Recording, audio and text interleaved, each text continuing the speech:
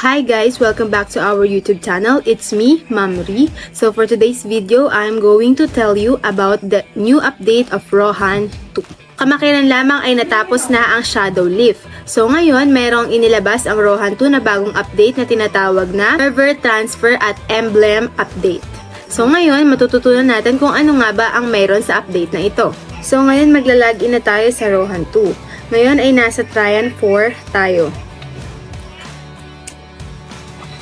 Tuturuan ko kayo kung paano mag-server transfer. Pipindutin lamang ang icon na server transfer sa ibaba ng Enter Game. Ito ang mga requirements para maka-server transfer tayo. Narito ang mga requirements para tayo ay maka-server transfer. Number 1 is server transfer item possession.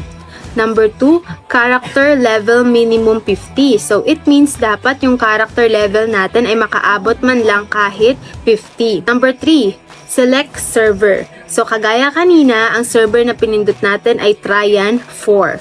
Number 4, character deletion pending exist. Lagi natin tatandaan na dapat ay wala tayong pending na characters.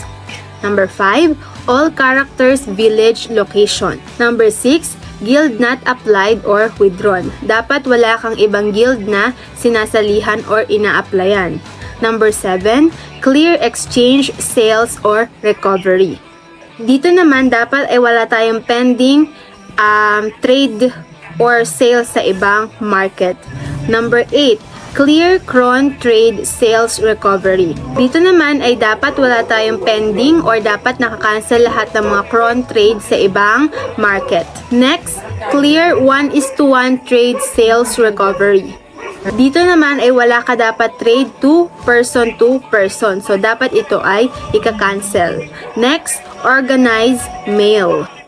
Dito naman ay dapat wala kang pending na emails mula sa Rohan 2. Next, turn off hunting helper auto switch. So, dapat naka-turn off po yung ating helper auto switch.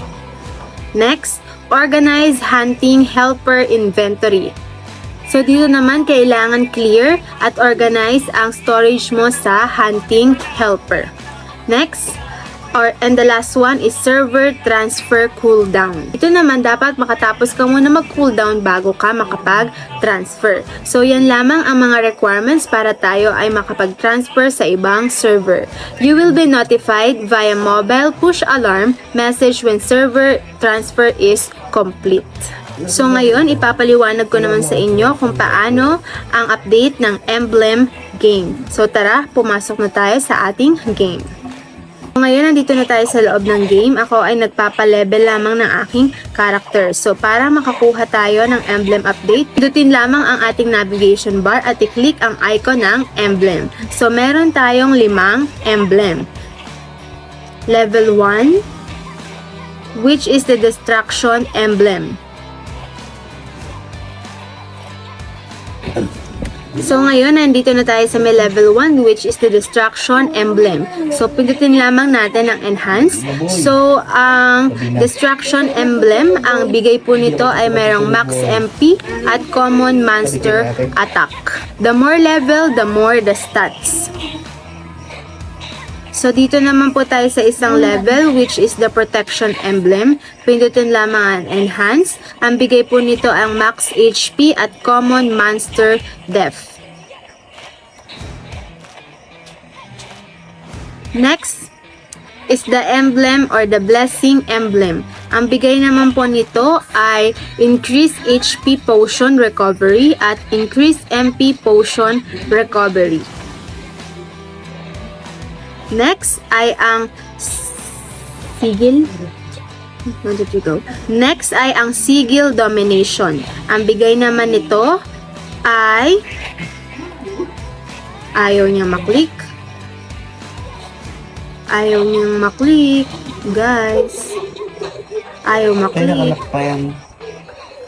Sabihin mo nakalak. So dito, kaya pala hindi natin maklik ay kita naman natin na wala pa tayong Di pa tayo nakakarating dito sa level na to. So, nakalak pa po. So, yun lamang ang update about sa emblem sa Rohan 2.